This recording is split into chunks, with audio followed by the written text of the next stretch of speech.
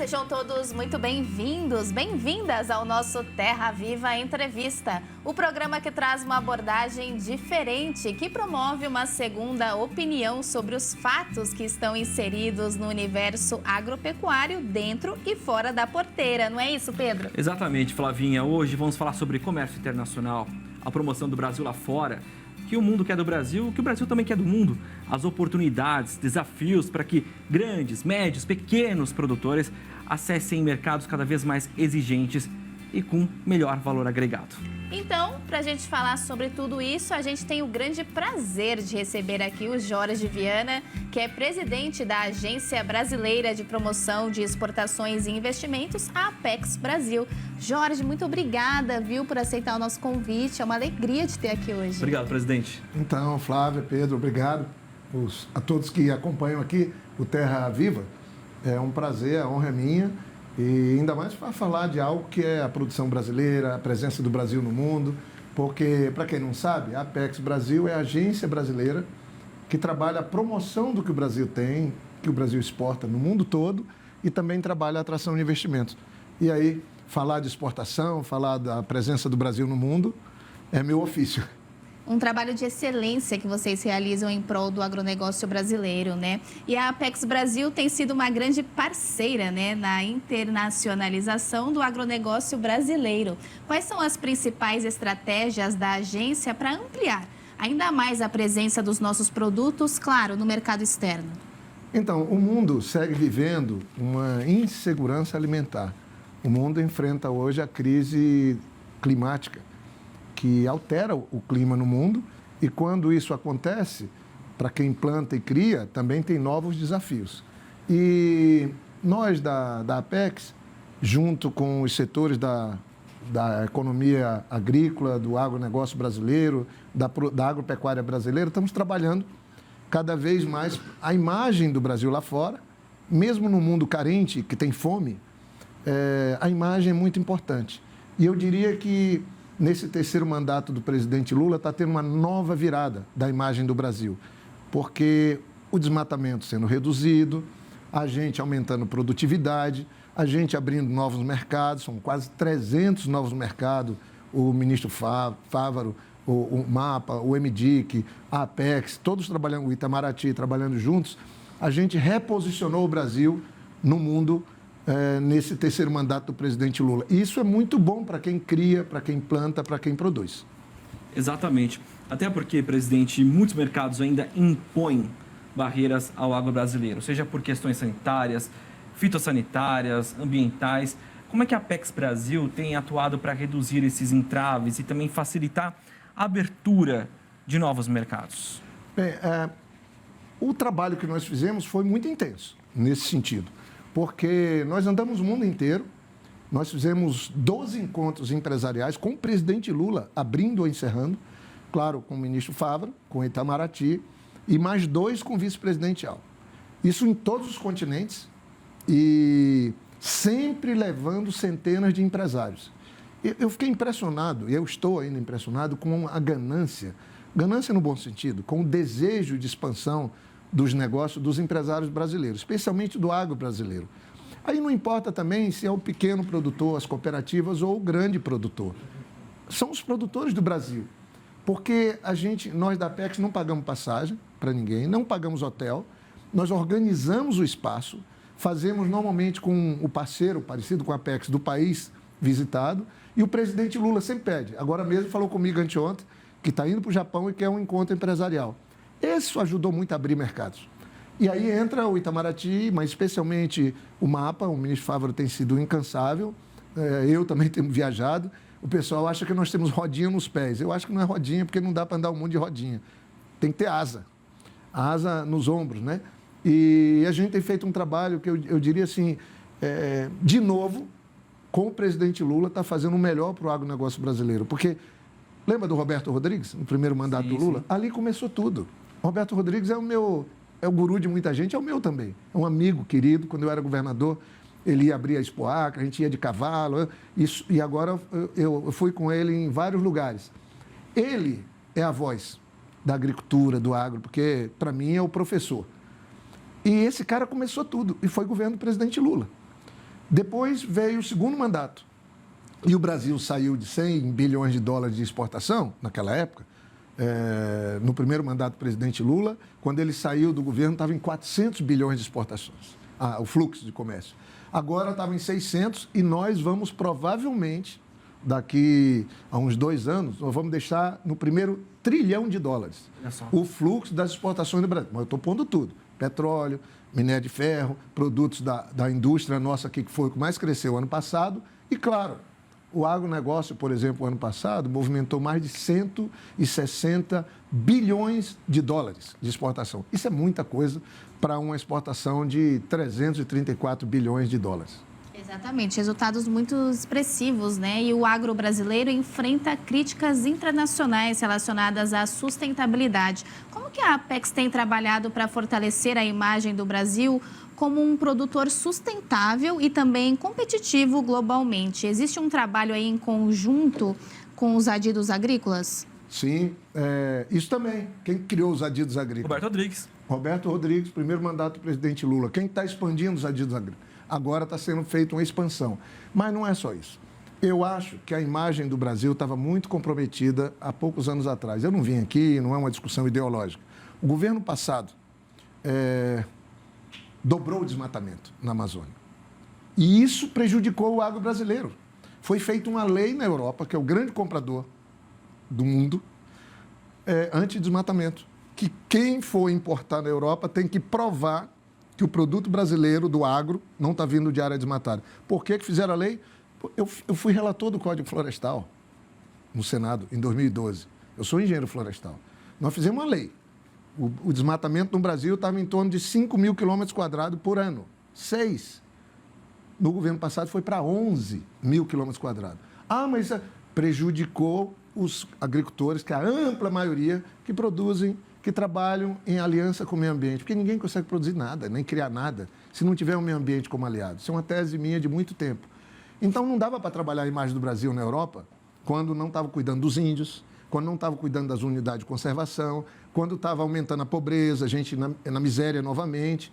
Agora, qual é o resultado? Tem o maior programa de inclusão social do mundo, está sendo executado agora. Estão tirando 20 milhões de pessoas da pobreza, ainda faltam 10.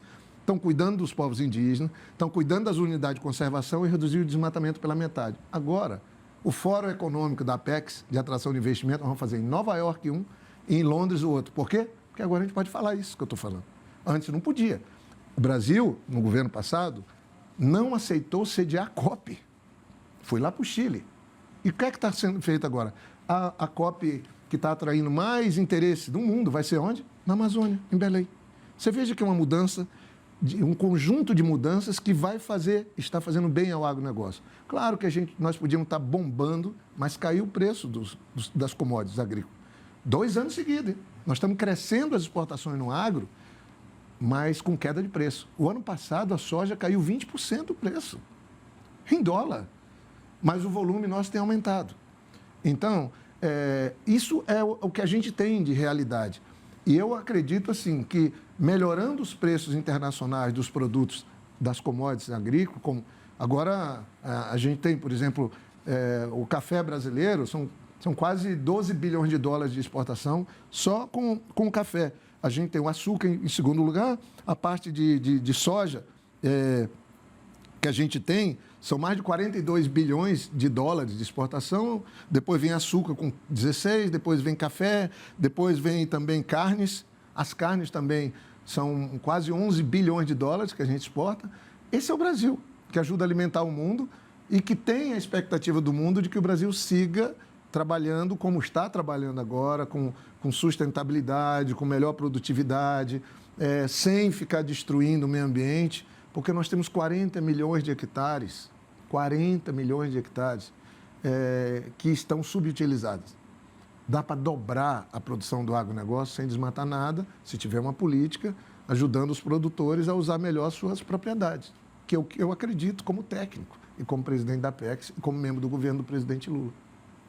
E olha só, presidente, a gente pediu para a advogada e especialista em direito ambiental, a Samanta Pineda, te enviar uma pergunta hoje aqui para o nosso Terra Viva Entrevista. É com você, Samanta. Presidente, o senhor era senador na época de aprovação do Código Florestal, sabe o quanto nossa legislação em geral, né, além do Código, é protetiva, conservacionista do meio ambiente. E certamente nessas pautas internacionais, divulgar os produtos brasileiros lá fora, que é o papel da Apex, sempre esbarram nas questões ambientais. Existe algum programa específico da Apex para colocar essa verdade ambiental lá fora, para dizer o que é desmatamento legal, o que é ilegal, o quanto o agro e os produtos do agro brasileiro são sustentáveis?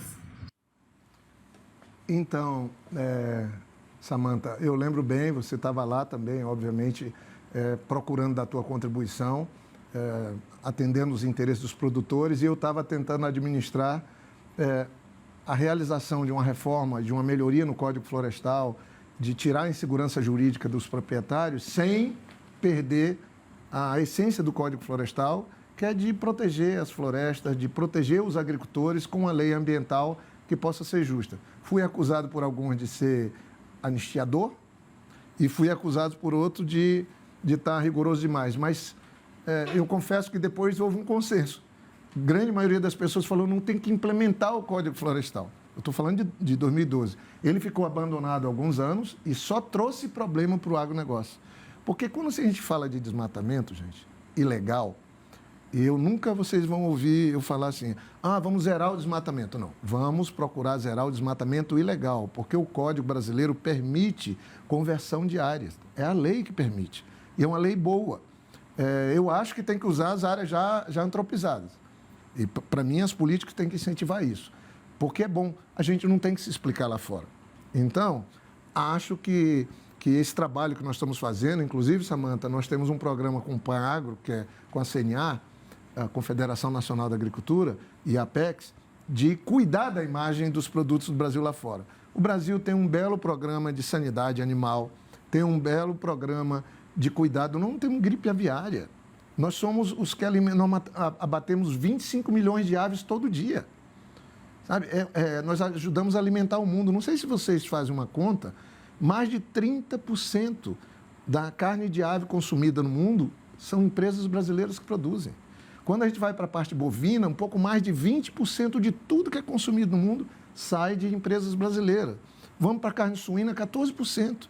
E nós temos obrigação, já que o mundo consome nosso produto, de mostrar que a gente faz o dever de casa, que os produtos que o Brasil exporta são os produtos que os brasileiros consomem. Tem segurança do ponto de vista sanitário, tem segurança do ponto de vista, inclusive, da sustentabilidade. Agora, isso não pode mascarar da gente querer dar uma regra geral. Tem gente que até hoje ainda fica dizendo porque a Europa não tem reserva legal, porque a Europa não tem... Não precisa. São um regime diferente, lá tem 5 árvores.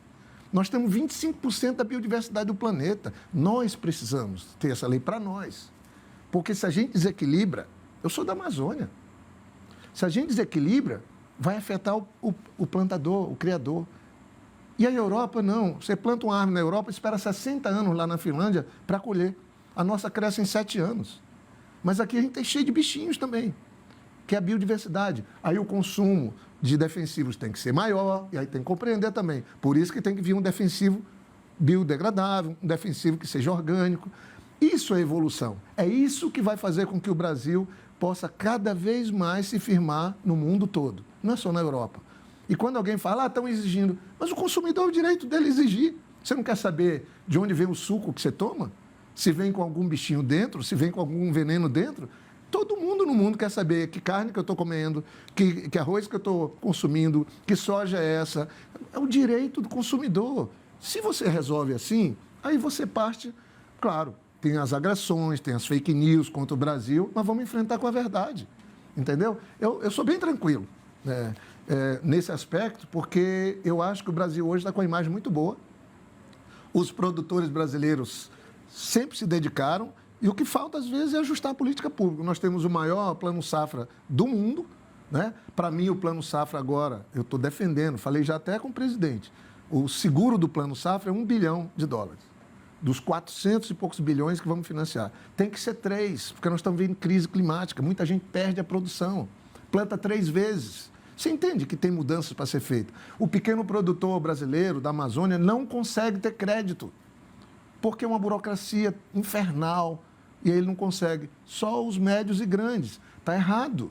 Nós temos que ter uma linha de crédito. Depois a gente reclama do preço das coisas. Para mim, para enfrentar essa carestia que está tendo, que é real também, gente, financiar com juro diferenciado e não esse juro que nós herdamos do governo passado.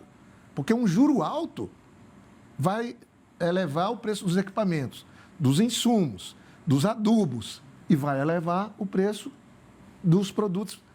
E aí, quando você for no supermercado, vai pagar mais caro, seja pela carne, seja pelo arroz, seja pelo feijão, seja pelo ovo. Isso é uma regra simples. Então, ficarem aumentando o juro lá para a estratosfera, por que o Brasil, que tem comida, que tem clima, que tem gente boa, tem que ter o maior juro do mundo? Por quê? É uma pergunta. Isso é um absurdo, isso é um esquema montado que ficou lá e vai baixar. Se baixar o juro, o nosso real se valorizando, como já está se valorizando, você vai ver, nós vamos ter alimentos mais baratos para todo mundo, porque os produtores vão produzir cada vez mais e melhor. Perfeito. Presidente, temos que ir para um intervalo. Daqui a pouquinho a gente volta, né, a conversar aqui com o presidente Jorge Viana, presidente da Apex Brasil, para trazer as informações sobre o que o mundo espera do Brasil, o Brasil espera do mundo, principalmente na promoção dos nossos produtos, do nosso agronegócio. Daqui a pouquinho a gente já está de volta aqui com mais um Terra Viva Entrevista.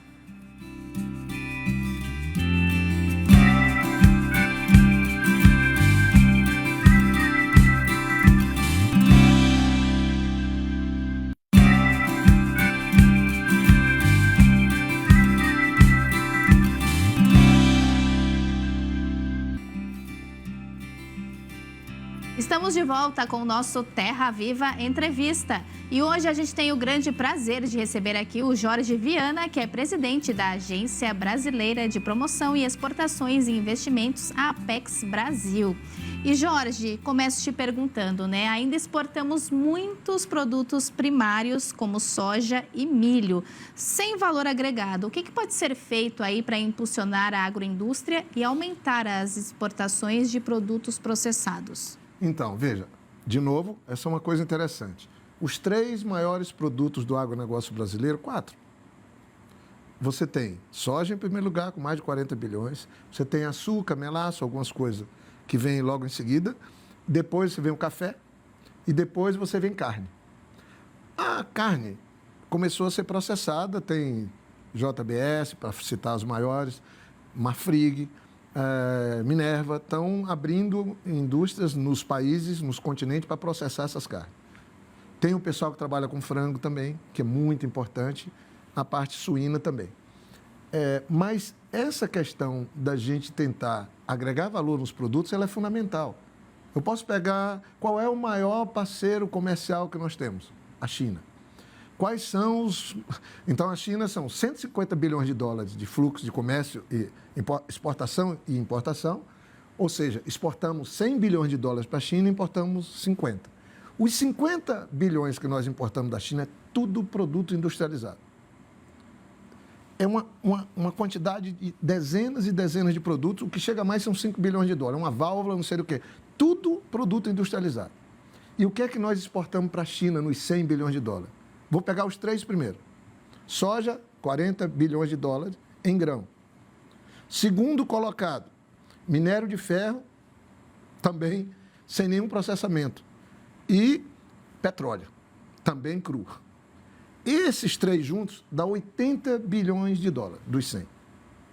Aí eu falo, o maior parceiro comercial nosso é a China, mas o melhor são os Estados Unidos.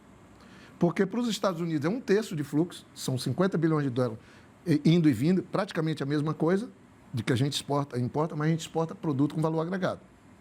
No caso da China, eu estou reclamando de jeito nenhum, a China é o maior parceiro comercial nosso. O problema é que a gente pode melhorar essa, como a Flávia falou, nós podemos melhorar e agregar valor nesses produtos, senão a gente fica exportando algo que vai gerar emprego e ser processado lá no país que compra, quando a gente podia melhorar um pouco a geração de emprego aqui, mesmo vivendo pleno emprego. Então, isso é uma coisa importante fazer. Eu fiquei muito feliz com o resultado do ano passado, 2024. Quem cresceu mais, quem ajudou mais a exportação do Brasil foi quem? O setor de indústria. Foi recriado pelo presidente Lula, o meu ministro é o querido amigo Geraldo Alckmin, nosso vice-presidente, trabalhou intensamente, foi governador de São Paulo 4 vezes, sabe tudo, é uma figura maravilhosa para a gente trabalhar e o resultado está vindo. O crescimento foi de mais de 3% o ano passado, maior do que o PIB nosso, o número cresceu, e aí gerando emprego dentro do Brasil, a gente está vivendo pleno emprego. Então, é uma soma. Claro que também no agronegócio, na base da agricultura, você tem uma indústria forte, porque o agro precisa de equipamento, de máquinas, e é talvez o maior comprador, né, por conta do volume que exporta. Isso já é geração de emprego, mas no final a gente mandar um produto que pode ser melhor trabalhado, sabe? Eu sempre sou defensor disso. O Rio Grande do Sul é um dos estados mais exportadores, mas mesmo o arroz, se a gente vai exportar, agrega valor. Sabe? Não importa que produto seja, não é só a soja. Agregar valor em tudo significa o país ter mais divisas daquilo que exporta. Presidente, o senhor citou agora há pouco, né, os Estados Unidos. Não tem como a gente não entrar nessa pauta, né? O Trump 2 veio já com aquilo que nós imaginávamos, né? Um palanque saindo para, de fato, sentar e decretar, né? Fez seus decretaços ali de várias questões, taxação, questão do comércio internacional. Como é que o Brasil se posiciona numa situação como essa, com a questão do BRICS, né, que se fosse fazer uma moeda entre o bloco, ele iria taxar 100%, entre várias questões dessa guerra comercial que a gente sempre está numa questão iminente disso acontecer. Como é que o Brasil fica nesse cenário? Olha, eu acho que o próprio presidente Lula tem dado um caminho adequado, né? Eu sou parte do time do presidente Lula, do governo.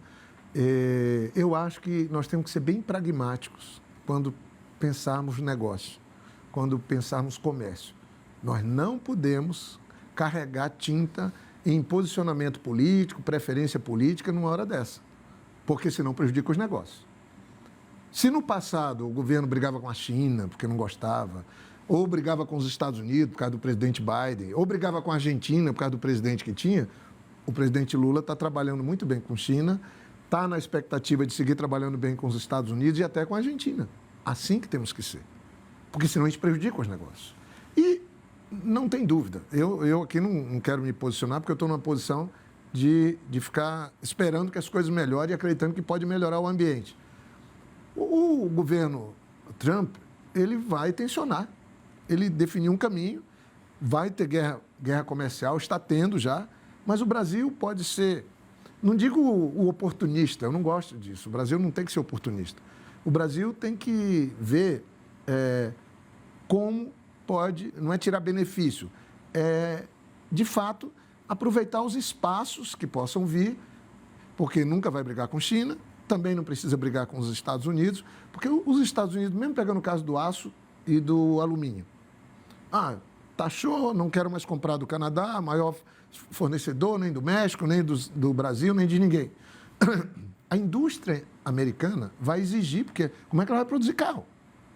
Mas não queremos comprar da China. O Brasil pode se credenciar de não, nós temos aço. É curioso o senhor falar isso, presidente, porque o próprio Trump falou que mais o Brasil precisa dos Estados Unidos do que os Estados Unidos precisa do Brasil. Assim, mais o Brasil precisa dos Estados Unidos do que o inverso. Mas como é que seria essa questão? Eu não sei, eu não tirei essa conclusão, porque no mercado, no comércio internacional, todo mundo precisa de todo mundo. Por exemplo, nós passamos os Estados Unidos com algodão. Nós agora somos maior exportador do que eles. Eles tiveram uma crise climática lá no Mississippi e perderam quase 1 milhão de toneladas de algodão. E nós aumentamos quase 1 milhão de toneladas de algodão. A Apex faz um trabalho com a Abrapa muito legal sobre isso. Aí os Estados Unidos foi lá para a Ásia, onde são feitas as confecções, as roupas, falou, não tem que comprar algodão dos Estados Unidos, no governo passado. Isso é assim que funciona. Agora, acho um equívoco esse negócio de eu dependo disso aqui. Todo mundo depende, acabei de falar. Eles vão ter que comprar aço de alguém, comprar alumínio de alguém.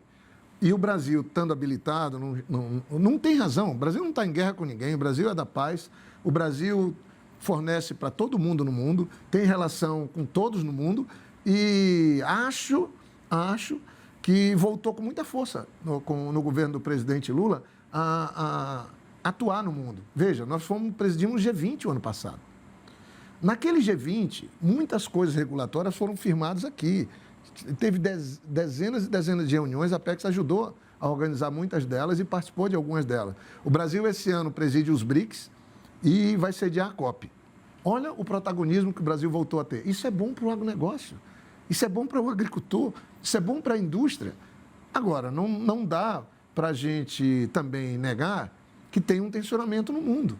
O mundo está tensionado e por isso que nós da PEC estamos trabalhando a imagem do Brasil lá na Europa, porque a gente quer que aconteça o acordo Mercosul-União Europeia.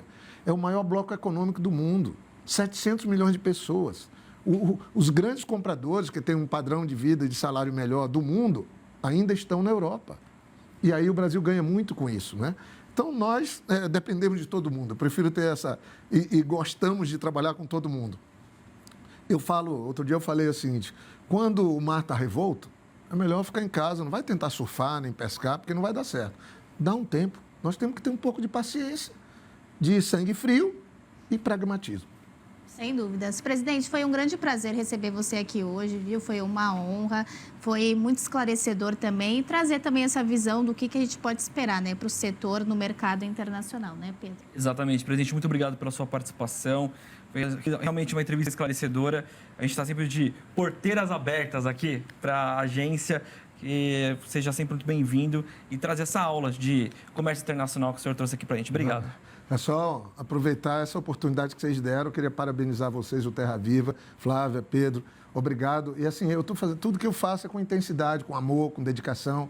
A gente tem um time muito bom na PEC, pessoas muito competentes. Estamos no mundo, abrindo novos escritórios, 4 na África, o de Portugal, um em Singapura. Por quê? Porque é trabalhando pelo Brasil. E o Brasil voltou a ser uma referência no mundo, ter um líder importante como o presidente Lula. E eu acho que todos nós podemos ganhar se a gente estiver unidos nesse propósito. Com certeza. A gente só tem a te parabenizar por esse trabalho aí que você faz. Obrigado. E defende o nosso agronegócio brasileiro. E o nosso Terra Viva Entrevista fica por aqui. Se você quiser rever esse e outros programas e ficar por dentro das notícias do agro, é só procurar o canal Terra Viva no YouTube e também nas redes sociais, não é, Pedro? E além disso, Flá, tem o nosso aplicativo Newco Play, que você pode ver no sistema Android, iOS, além do Samsung TV. Lá tem todas as informações e, claro, você conhece toda a nossa programação, não só aqui do canal, mas de todo o nosso grupo. Muito obrigado pela sua participação e sua audiência. Até o próximo encontro. Tchau, tchau. Até.